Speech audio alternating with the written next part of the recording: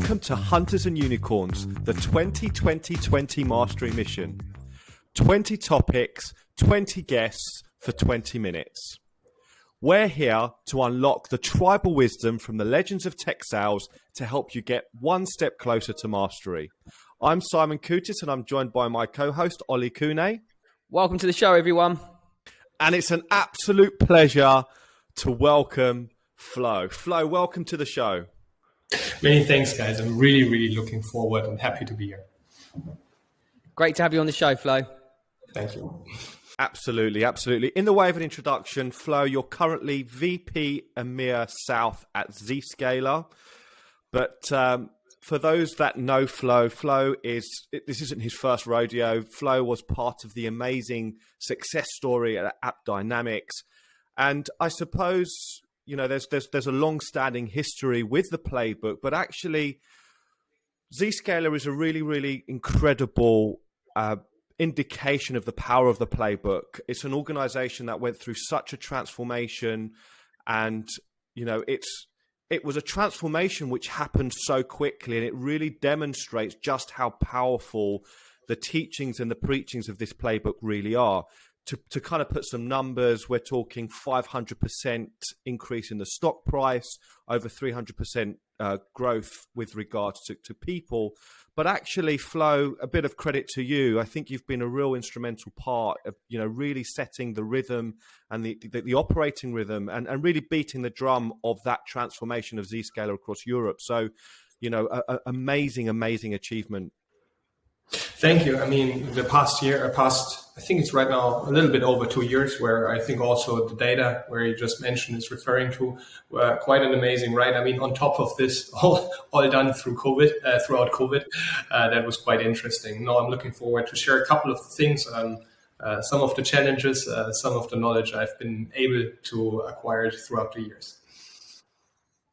Amazing. So Flo, obviously, today we are talking about a really great topic. You know, where it's a very unique topic, and I think it's something that's going to really resonate with our audience.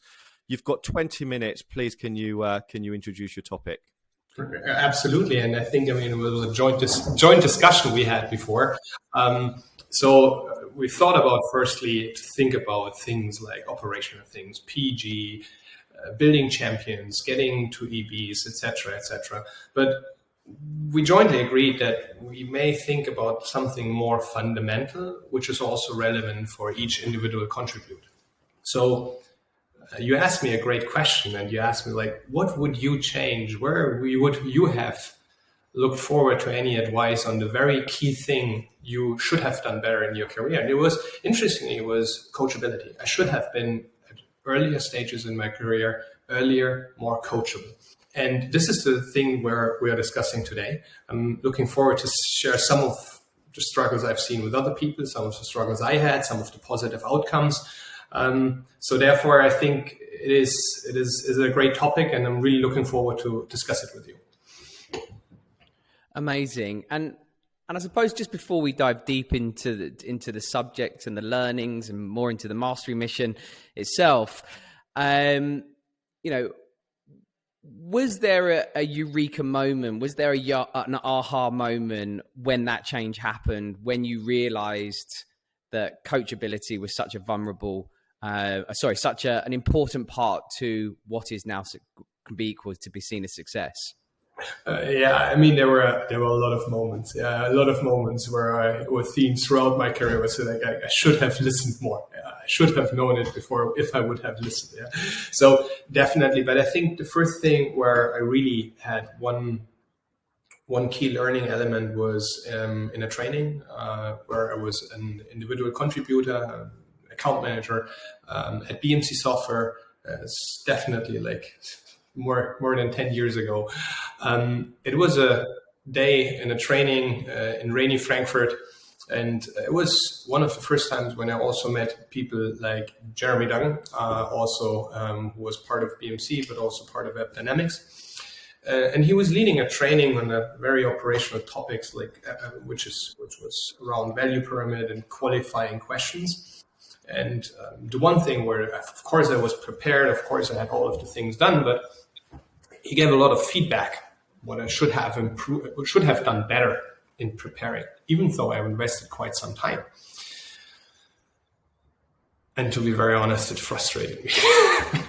I was very upset, yeah, because I spent a lot of time on it, a lot of effort. I thought it was great, but it wasn't obviously good enough. And he was giving me advice, and he kept on giving me advice, and I wanted to understand his advice, and it felt probably to him that I wasn't taking that advice because I was consistently asking questions on advice. And at a certain point, it was good that there was a break. I was thinking about, why is he spending so much time? There were like 20, 30 people in the room. Why is he spending so much time with me on that? Why is he giving so specific topics and guidance on me? Is it because he wants to bully me? Because this is how it felt? Or is he actually interested in the outcome or the positive outcome that could be achieved? And when I was stepping back and I was keeping my emotions out, I thought about, hey, maybe it's really the second thing. Maybe it's about the positive outcome I am trying to achieve. And at a certain point, I was able to control my emotions, keep my emotions out, just take the advice, just try to absorb it the best way and then implement it. And one key point that, it worked out when I applied it. It was like how to ask specific questions on qualification. It really worked out in the meeting with the champion I had, and it went really was a game changer also in a mid-size opportunity. But it was a key event for me. And the key thing then was when I was taking the time and writing a quick message, and it was not about to please him. It was just to say thank you for that guidance. It worked out well. And that was something where then a lot of positive feedback came. Hey, great, thank you, looking forward, keep me updated on that. And this was for me a turning point when I was thinking, when we're talking about coachability, a lot of things is always about emotions. It's about the relationship that someone has with his manager. He thinks I'm not good enough to do this. But it's not that. It's about improving business outcomes. And this was a key learning element, but there were countless other elements where also later stages as leader where I had around coachability. Yeah. And why do you think there was a resistance there in the first place, Flo? Yeah, I mean, first of all, yeah, I'm still am, but I was a proud guy, And so I was thinking like, hey, I'm pretty smart, yeah. So therefore, I know better. So that was something where I was wrong because maybe I was a smart guy, but I haven't done it for 100 times like other people in the organization have done it. So that was the first mistake I've done. The second mistake is, I think, where you're really always thinking about you're just thinking about the relationship that you have with someone. And if someone is giving you advice, the immediate feeling that a lot of people are having is, I'm not good enough. There is a relationship which is, you're saying me what to do, which is not a good thing, and which doesn't feel good. And of course, sometimes maybe from coaches, from managers, advice could have been better articulated. But at that point, it was always looking at the relationship, at the feelings that you're getting out of it. Yeah. So that was the big mistake I was doing. And I think keeping this out of the equation, that is one thing. The other thing is I was thinking about when to achieve personal goals, because everyone who shows up to work has a personal and a professional goal.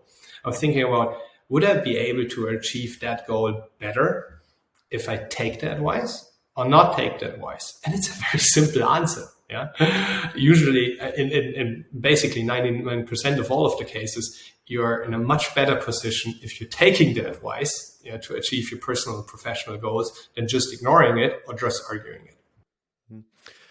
I mean, you talk about it like it was kind of an easy transformation for you, but actually there was a lot of resistance, and you've spoken about this, that it wasn't just something that you were quite forthcoming with. In fact, you really, really did resist it. So what is it that you were able to do to really help you manage that? What was the kind of, what did you do? I think the first thing is you need to differentiate on specific level of coachability. I think the one thing is really operational points. Like, hey, there is a great best practice deck for meeting the CIO. There is a great best practice video you can send out to an executive.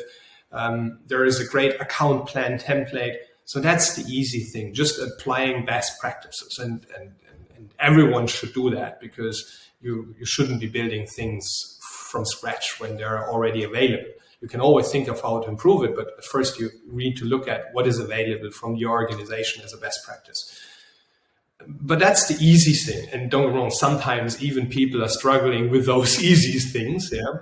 But the key thing is the real level of coachability. And real coachability for me is the potential and the ability to really change your habits, change how you are doing things. And there's obviously also some research, and I spoke about that. I'm speaking about this a lot in QBRs and also internal keynotes I'm doing. It takes an average, and that is not something I thought through. It is something from a scientific research. It takes an average 66 days to fundamentally change a habit. So 66 days. And changing a habit means, for example, when someone is not structured, yeah, when someone is just, managing his day on a very reactive way and just keeping up with things when he's just being very busy, that is something when you really think about how to be more structured within your day. So that means you basically need to, more than 2 months, think about how are you structuring your day actively.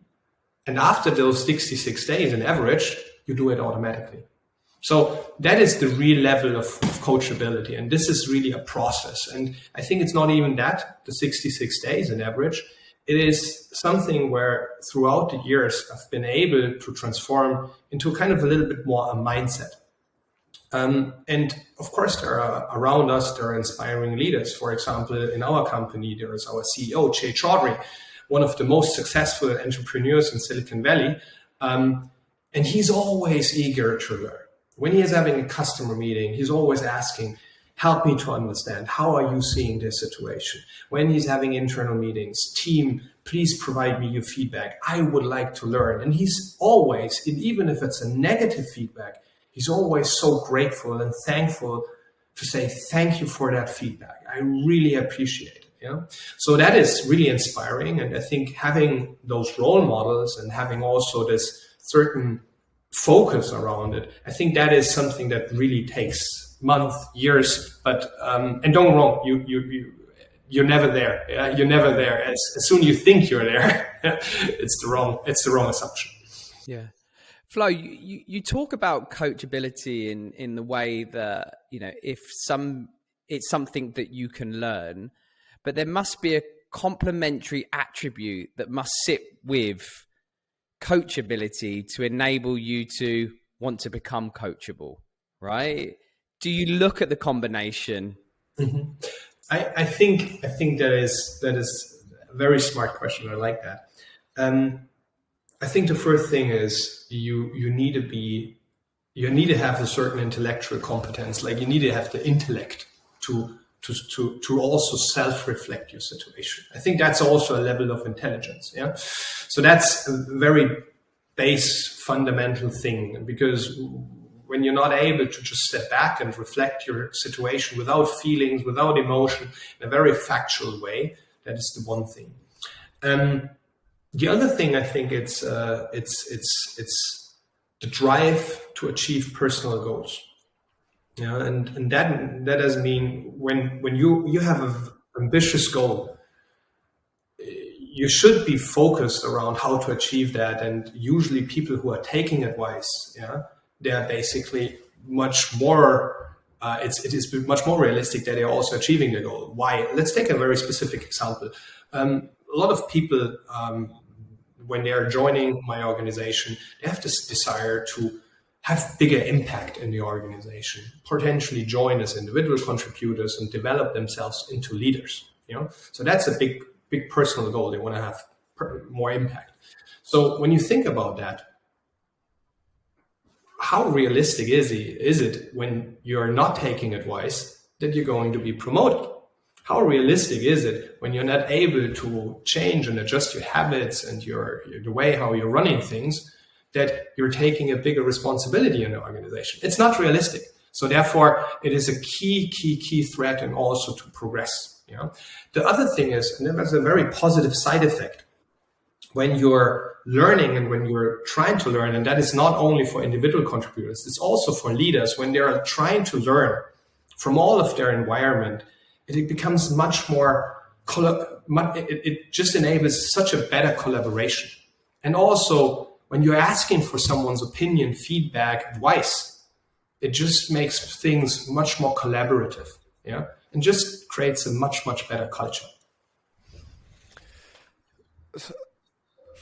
I suppose that the challenge that we see is that, a lot of people that suffer with the coachability blind spot, let's call it the blind spot, because I think there's a lot of people that aren't aware that their coachability, that they lack coachability. That's obviously both is that on a conscious level or subconscious level? So tell us a little bit more about that. Yeah, I think the first thing is, when you look at the environment, I think there is a key fundamental, not only in regards to the individual contributor, but also from the coach, the manager. Because what also sometimes you need to look at is, advice needs to be given in the right way. As soon as it becomes emotional, as soon it is somehow indicating a certain level of order, a certain level of negative relation into that, it is not going the right way. So that's the number one thing. But the thing is, I'm coming back to the intelligence part. I think it needs to have a certain base and fundamental area of focus.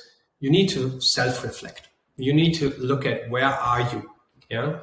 And I think the self-reflection, that is a key area, especially now when everyone is kind of in his Zoom environment. I see a lot of people struggling with it, and because self-reflection means getting certain trigger points from someone else about your behavior, and when you're just alone in your home office, there are less trigger points than when you're in the office. So I think one point and one advice I would give there is, in order to be more aware of the situation, more reflective, is, I think for me, for example, it was always important to just work out, just go on my bike, ride on the weekends, or maybe in the evening, just work out, because then you're not in a professional environment. And then when you're just seeing something else, it just gets you thinking on a different level. I think that is really one thing, and also enable everyone to have enough breaks to think about themselves, have time outside in different environments, because then your brain gets fresh, because you always need to self-reflect. Where are you? Is there something where maybe you could have done something better? You could have taken better advice. You should have maybe asked for more advice at that point. That is only possible when you're not just behind your screen, behind your computer. You need to basically have time for that. So, Flo, you talk a lot about being able to detach emotion from the feedback. So just tell us a little bit more about that, because I think that's a really, really key, technique that really helped you. So tell us more about that. Yeah, to be honest, I think I'm not an expert in that kind of techniques. I can't just tell what worked out for me. And I think the first thing is, it relates back to that question. I mean, when you're in a stressful state, you always get much more emotional. So I think that is the first thing, but also you need to understand when you're in a stressful state. Also as a leader, I mean, having a development conversation at the end of the quarter when a big deal is still open with the rep, it's probably not the best idea. So you need to find also the right environment. But I think the one thing where what always works out is just try to change the perspective a little bit, because otherwise, and it won't happen in a conversation. One advice, but that is probably one thing where I learned more as a leader, is that I could change also how the feedback was given in regards to the scenario, in regards to all of the environment. Because I can also say like, hey, I got your feedback. And before reacting, you can basically take it off to say, okay, thank you. I got your feedback. I really need to digest this. Because that is one thing, because there is a stimulus coming, and you need to and we're not animals. We don't need to have that natural response back. Yeah, we're human beings, and that is one key threat and benefit we have as human beings. We can take the stimulus, we can take the feedback, and we can say, okay, I got it. Is it right now? Could we please pause this conversation, because I want to properly respond to your feedback and the advice I've been given, and I want to think about it. Would it be possible to set up a next meeting around that? That is okay. That is okay, especially in internal conversations. Yeah, I mean, even in customer conversations, you can do something like that. I think this is just not a technique, but it's a very, very simple tip. Yeah, you can take away, because then you think about it. Maybe you sleep over it. It just feels different, and then you can think about all of the feedback, like also how you want to react to that. So that was something. I think that would be just a very tiny operational tip I would like to give. Great. I think this is a good time for us to maybe capture some more. Are there any additional kind of tips that you think our viewers or our listeners should really be trying? I think one thing is the firstly is think about the personal goals and how taking advice is impacting those. That makes it very easy. When you have a personal goal, would it be more realistic to achieve those personal goals in taking the advice versus not taking the advice? Very easy thing. Yeah. Is there any advice that you can give to managers because part of this is the subconscious mindset, being able to bring the uncoachability more to the conscious mindset, and a manager, any advice that you can, basically what I'm asking is there any advice that you can give to a manager that is trying to help get that out of somebody without saying you're uncoachable? Is there any advice that you can give in that sense? There's so much advice I can give you on that. Right. Let's start with just highlights, because otherwise we'll be definitely running out of time. The first thing is prepare yourself. Think about what you want to say as a leader. Really think about what you want to achieve. Start with the outcome. What do you want to achieve? Yeah, because what you want to achieve, for example, you want to achieve that someone does something better. You don't want to achieve that someone knows about his mistakes. Of course, you need to make sure that he's aware on the things where he had potentially some shortcomings. But what you want to achieve at least is you want to create a positive outcome, and that means that he's doing something better. Yeah. So that's the first thing to start. So you need to have, when you have conversations, always to think about how to let people leave motivated, passionate, excited about what to do differently, not feeling bad because they've done anything wrong. Yeah. So that's the first thing. The second thing is really create the right environment, create the right time. Don't let it look like an inquisition. Hey, those are the data points. Yeah. And this is why, yeah, just make sure that this is like a very, very, natural conversation. And of course, I think the general thing is you need to be interested on the positive development of the people. And if you're not interested on the positive development of the people, that someone is getting better as a person, as a professional, you're not right in leadership. Yeah, that's the number one fundamental thing. And sometimes I still, don't get me wrong, luckily, I haven't observed this in my environment. I'm responsible here because obviously that wouldn't be tolerated. But I've seen sometimes other leaders in previous organizations that were more focused around certain coordination of just putting down orders. And of course, if this is happening, there's no coachability, because when you're just getting orders, that is not the way how it works. Yeah, coachability is also interesting. I mean, what is the word on? It's coach. Yeah, it's not manageability. Yeah, it's coachability. Yeah, so therefore, there needs to be a coach, not a manager in front of you. Otherwise it would be the manageability, and we don't want to have manageable persons. We want to have coachable persons. Yeah. Amazing. So Florian, I think what I've really loved about this topic, and I think what people are going to reflect, is the fact that today you could have taken anything from the playbook. You could have taken, how to build champions, how to generate PG, how to go out and, land bigger deals. There's so many things that you could have covered, but you've actually covered something which I on reflection is probably something which is the most restrictive and the most common challenge that probably is the biggest blind spot to most sellers in our entire industry. And I think, we really want to thank you for taking the time to actually take us through this, because it's such a great topic, and where we're so grateful for you sharing your time and your wisdom with us. And thank you so much. Thanks so much to you. It's always a pleasure to speak about that. And I think also when you're self-reflecting around what have you done, it always keeps the schemes that you've developed over the years up to date. So it was also great for me. Many thanks for that. Yeah, it's been an absolute pleasure having you on the show today, Florian. Thank you so much for sharing that wisdom. So look, we really do hope, to all our listeners, you've enjoyed the show today. If you've liked what you've heard, we really do appreciate if you would share and subscribe. But a big thank you to you today, Flo, for joining us.